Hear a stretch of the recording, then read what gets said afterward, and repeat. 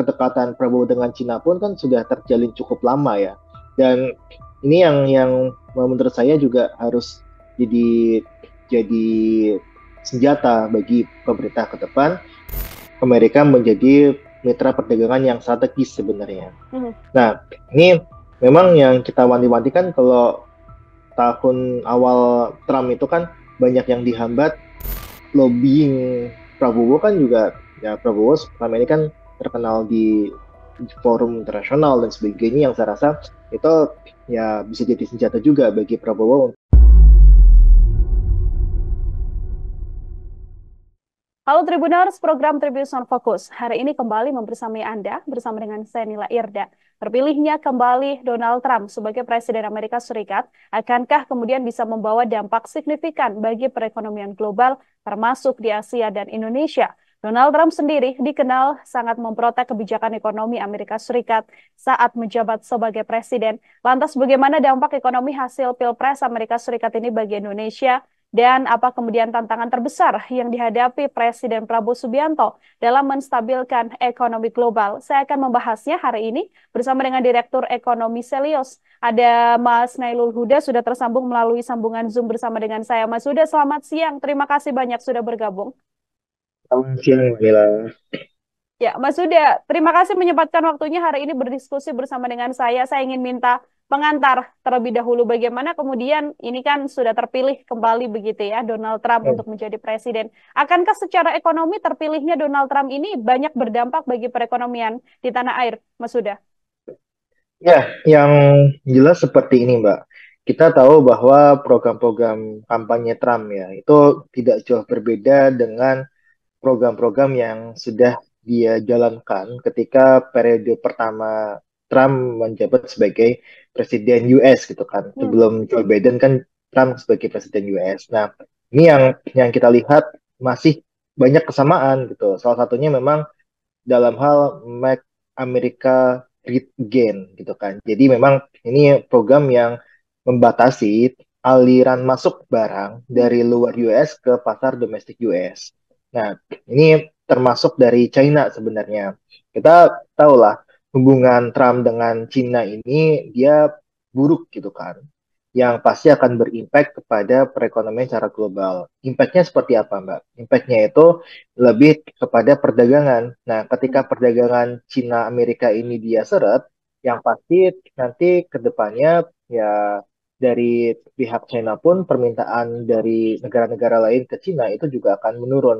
Nah, ini yang saya lihat dampak dari terpilihnya Trump ya terhadap ekonomi global, terutama juga ekonomi Indonesia yang di mana ini ketika permintaan dari Cina itu menurun, pasti akan juga berimpact kepada permintaan produk-produk Indonesia ke China itu sendiri. Dan Hmm. juga jangan lupa permintaan ataupun proteksi barang dari Indonesia ke Amerika juga dilakukan oleh Donald Trump pada saat periode yang pertama. Hmm. Ini artinya kan kalau kita melihat Mas Huda kiblat kebijakan ekonomi dan perdagangan Indonesia sendiri kan juga Hmm. lebih mengarah ke Cina begitu ya. Apakah kemudian ini secara signifikan besar untuk bisa menggoyang kebijakan perdagangan di Indonesia juga, Mas? Ya, kalau kita lihat Mbak, sebenarnya memang pada saat ini perdagangan Indonesia ke Cina itu memang paling besar gitu kan.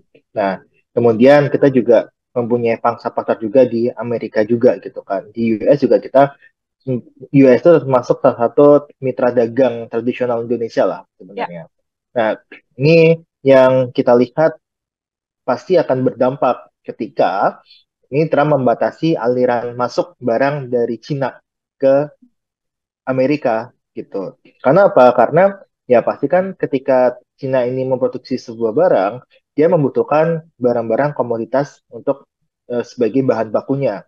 Misalkan kalau kita lihat mungkin nanti akan menurun adalah dari sisi untuk CPO-nya. CPO bisa turun karena itu diproduksi di Cina kemudian dari Cina itu akan dikirimkan kepada US. Nah, ketika dari Cina ke US-nya ini terhambat, otomatis sebenarnya permintaan dari Cina terhadap barang-barang komoditas Indonesia itu juga pasti akan menurun. Makanya ini saya bilang efeknya domino sebenarnya Mhm. dari penutupan ataupun pembatasan barang-barang yang dari Cina masuk ke US. Nah, ini yang saya bilang efek domino dari terpilihnya Donald Trump terhadap ekonomi Indonesia.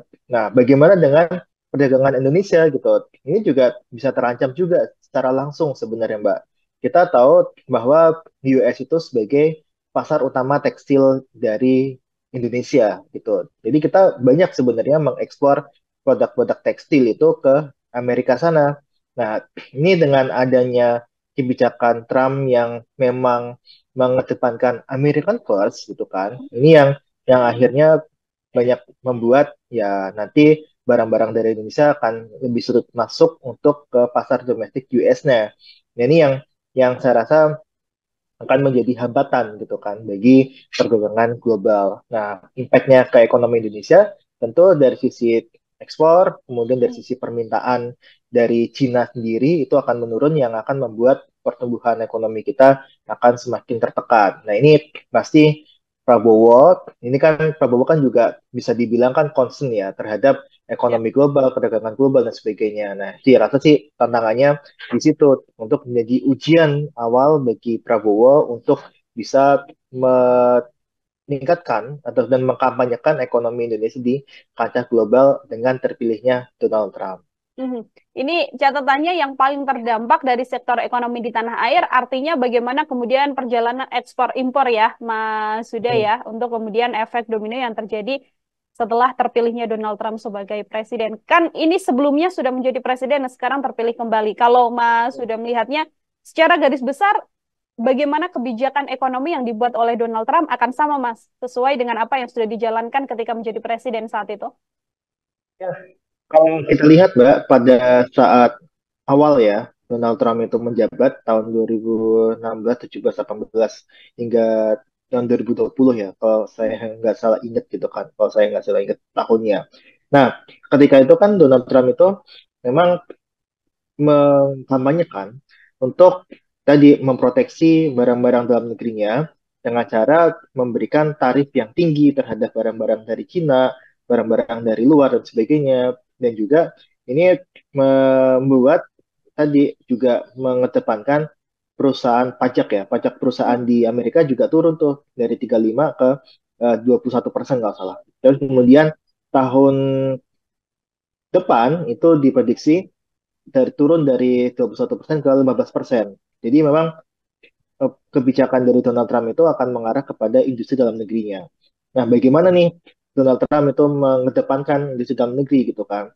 Tentu dengan dari pajaknya yang dikurangin, kemudian dari proteksi barang-barangnya dari borak luar negeri, dan juga kita lihat ada salah satu yang memang bisa jadi keuntungan sebenarnya adalah Donald Trump ini ingin membatasi investasi yang dari Cina termasuk ke dalam US. Nah, ini sebenarnya satu sisi ini bisa juga nih Mbak, sebenarnya bisa dimanfaatkan oleh negara-negara lainnya termasuk Indonesia untuk bisa menarik investasi dari Cina ini yang dia ditolak oleh US gitu. Nah, ini yang ada juga sisi positifnya sebenarnya. Dan saya rasa ini jadi eh, akan jadi rebutan nih investasi di Cina kan juga besar gitu kan. Ketika dihambat masuk ke US, otomatis negara-negara lainnya ini akan berlomba untuk menarik investasi dari Cina ini. Nah, ini yang harus jadi PR Indonesia adalah bagaimana cara tadi mengedepankan bisa menarik investasi dari Cina itu masuk ke dalam negeri sekaligus ketika ada hambatan masuk ke US, kemudian dari Cina pun dihambat masuk ke US, artinya kita perlu mencari pasar baru selain pasar tradisional seperti US dan China gitu. Nah, kita bisa mencari pasar baru, entah itu di Timur Tengah, Afrika bagian utara, pun Afrika bagian selatan. Jadi ini saya rasa tantangan-tantangan yang memang harus diadres nih sama Prabowo ke depannya. Karena kalau kita lihat Prabowo sendiri kan ya dia ketika berkunjung selalu berkunjung ke luar negeri ya. Ketika itu pasti menjalin kerjasama dengan negara lain gitu kan. Dan memang kalau saya rasa kedekatan Prabowo dengan Cina pun kan sudah terjalin cukup lama ya. Dan ini yang menurut saya juga harus jadi jadi senjata bagi pemerintah ke depan bahwa bisa loh manfaatin hal yang negatif ini menjadi sesuatu yang positif dengan menarik investasi dari Cina yang itu dia ditolak di US. Dengan cara apa? Nah, dengan cara menyiapkan infrastruktur, regulasi yang memang nyaman bagi investor, terutama dari investor luar negeri. Mhm.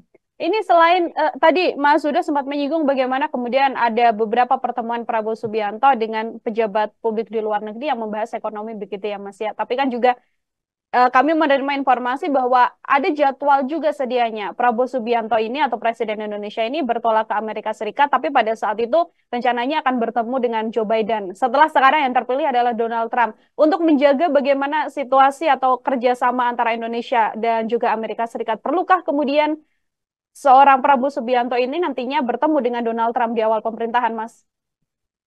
Ya, pasti sebagai salah satu negara besar ya, Hmm, kita masih melihat lah Indonesia itu kan masih G20 dan sebagainya. Kita pasti Amerika menjadi mitra perdagangan yang strategis sebenarnya. hmm, Nah, ini memang yang kita wanti-wanti kan kalau tahun awal Trump itu kan banyak yang dihambat masalah GST ya. Jadi kita yang tarifnya ada tarif nih misalkan dia masuk ke US tapi ada fasilitas GST di dibebaskan tarif tersebut atau dibikin murah lah tarif tersebut untuk bisa masuk ke pasar domestik US. Nah, saya harap sih sebenarnya Prabowo ketemu Trump itu juga bukan hanya menyampaikan selamat dan sebagainya, tapi juga menyampaikan kepentingan-kepentingan sebenarnya yang dia bisa diadres oleh Prabowo untuk ya bilang ke Amerika gitu kan atau melobi Amerika bahwa barang Indonesia ini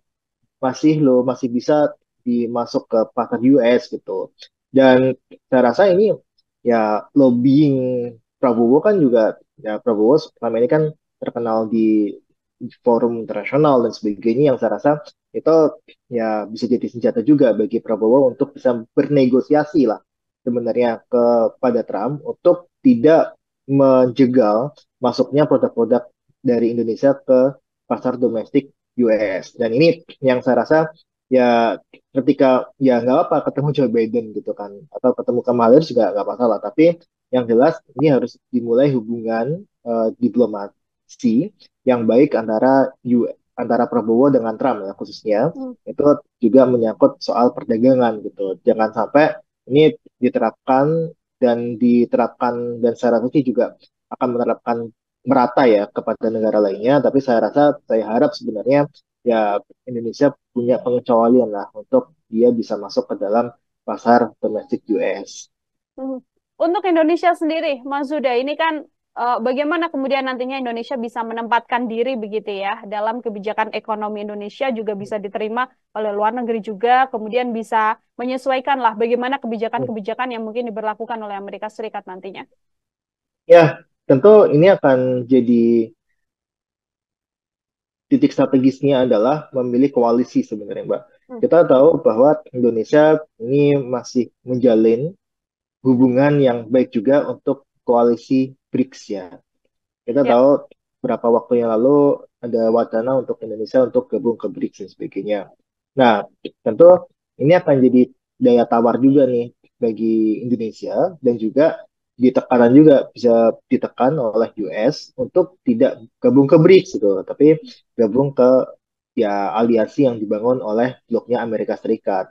Karena kalau saya lihat Mbak, ini memang Trump ini dia berusaha untuk membuat blok-blok perdagangan yang mereka bilang ya pasti akan menguntungkan US gitu kan. Nah, memang tandingannya adalah BRICS itu, di mana ada Brazil, ada Rusia, ada India, ada Cina, ada South Africa.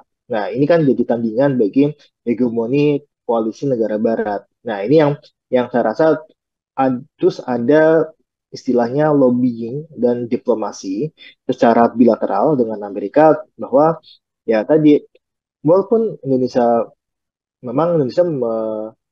menjalin ke semua negara ya karena kan kita nggak menganut ke blok ya blok Hmm, ya kita nggak condong ke suatu blok lah tapi yang jelas adalah ini juga pertarungan nih sebenarnya bagi Indonesia untuk bisa ya menjalin hubungan yang baik dengan Amerika, tapi juga bisa tidak mengendurkan kerjasama dengan negara-negara anggota BRICS gitu.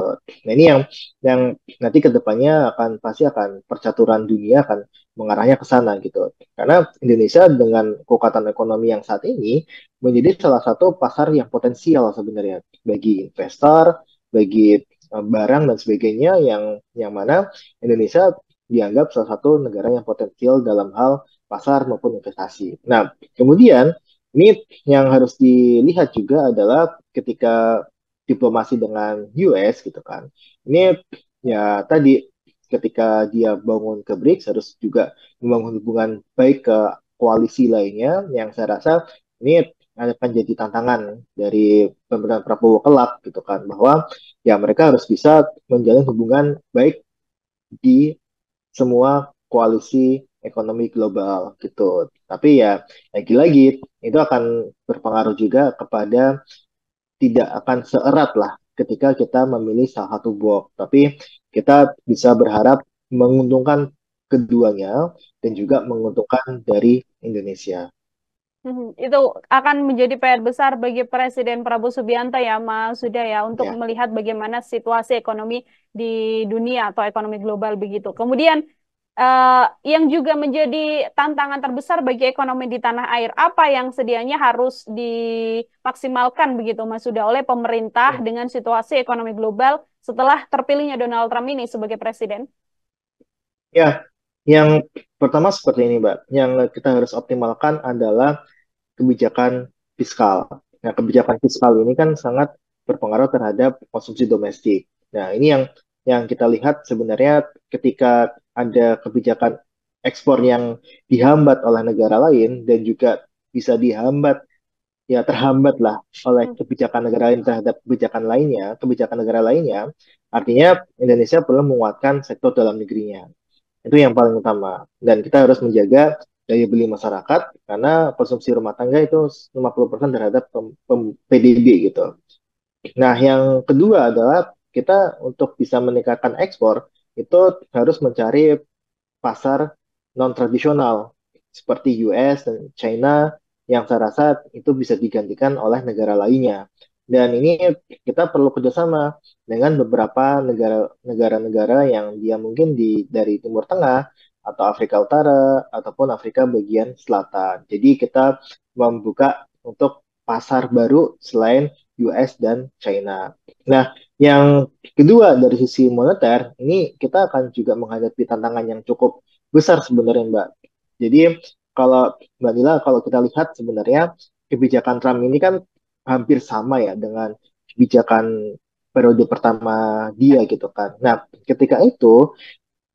ketika Trump ini dia menggenjot dalam negerinya dengan berbagai insentif pajak, kemudian kita lihat dari sisi produsen dalam negeri atau institusi dalam negeri US sana itu diberikan insentif dan sebagainya, yang terjadi adalah tingkat inflasi itu cukup tinggi.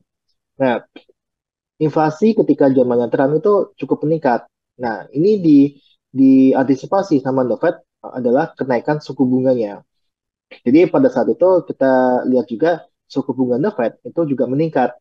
Artinya apa? Artinya ini jadi tantangan nih bagi negara-negara lain ketika suku bunga The Fed itu naik, artinya ada kenaikan juga dari suku bunga dari bank-bank sentral negara lain. Seperti contohnya Bank Indonesia tuh. Bank Indonesia pasti akan juga mengikuti dari arah suku bunga The Fed-nya.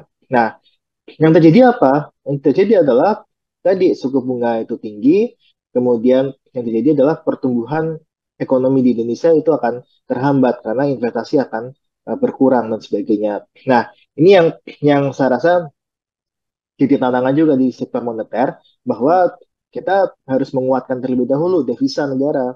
Devisa negara kita diperkuat di istilahnya ketika ada suku bunga The Fed itu naik, rupiah itu turun, moneter kita sudah siap untuk mengantisipasi hal tersebut. Makanya memang Pak Peri Warjio kan menyampaikan kan bahwa keterpilihnya Donald Trump itu bisa membuat rupiah itu melemah gitu. Nah, Hmm. bagaimana caranya nih ketika rupiah melemah dan sebagainya, Bank Indonesia itu siap untuk instrumen moneternya, di mana mereka bisa mengintervensi pasar sehingga rupiah itu nggak jatuh terlalu dalam. Hmm. Oke, terakhir dari saya, Mas Suda. Ini kan masih awal-awal masa pemerintahan Prabowo Hmm, Subianto begitu ya. Masih banyak kebijakan ekonomi di era Presiden hmm. Joko Widodo yang mungkin masih menjadi PR dan harus diselesaikan oleh Prabowo Subianto. Kalau dari analisa Mas Suda sendiri, apa hal yang paling krusial yang harus diperbaiki begitu ya dari kebijakan lama era Presiden Joko Widodo dan sekarang dipegang oleh Prabowo Subianto, Mas? Ya, yang pertama seperti ini, Mbak. Kita melihat dari sisi domestiknya. Kita bicara mengenai sisi domestik yang harus diperbaiki. Hmm. Dengan cara apa? Dengan cara tadi daya beli masyarakat itu tidak boleh diturunkan secara drastis. Kita harus menjaga daya beli masyarakat agar pasar domestik kita kuat gitu. Ya. Nah, ketika pasar domestik kuat, otomatis sebenarnya PDB kita juga akan terbantu. Nah, yang kedua adalah kita dengan adanya keterpilihnya Trump ya. Trump ini kan dia pasti akan berimpact kepada ya tadi perdagangan ekspor dan sebagainya. Hmm. Nah, yang kita dorong adalah perbaikan dari sisi industri manufaktur. Nah, ini yang harus kita dorong nih sebenarnya dan ada kesempatan untuk bisa menarik industri manufaktur dari China itu bisa berlabuh ke Indonesia gitu. Dan ini yang saya rasa bisa dimanfaatkan oleh Indonesia untuk menarik FDI sektor real itu masuk ke dalam domestik kita. Nah, kenapa saya bilang industri manufaktur? Karena industri manufaktur ini memang salah satu cara untuk bisa menyerap tenaga kerja lebih banyak Ya. kemudian bisa menghasilkan nilai tambah lebih tinggi. Nah, ini yang kita dorong itu adalah perbaikan industri manufaktur, di mana saat ini kinerjanya cukup buruk gitu kan. Kita tahu dulu share industri manufaktur ke PDB itu mencapai 24 sampai 27%, sekarang hanya 18%. Nah, ini yang harus kita dorong. Nah, ini yang dua itu yang memang menjadi concern saya untuk bisa disampaikan ke Prabowo dan timnya ekonominya lah ya itu untuk bisa memperbaiki ekonomi terlebih dengan terpilihnya Trump tantangan ekonomi global akan semakin berat maka kita harus fokus untuk bisa memperbaiki terlebih dahulu ekonomi domestik kita. Oke, menjadi tantangan besar bagi Prabowo Subianto memperbaiki ekonomi domestik di tanah air untuk nantinya juga bisa sama-sama bersaing ya Mas ya dan juga menstabilkan kondisi ekonomi global.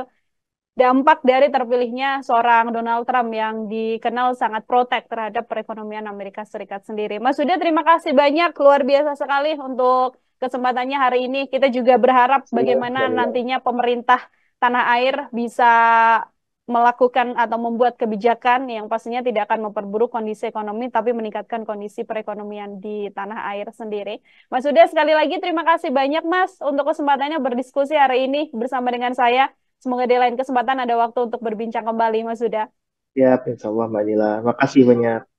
Terima kasih banyak Direktur Ekonomi Selios Nailul Huda Tribunars membersamai saya hari ini dalam Tribun Sound Focus. Saya Nila Irda pamit undur diri. Terima kasih banyak dan sampai jumpa. Download Tribun X sekarang. Menghadirkan lokal menjadi Indonesia.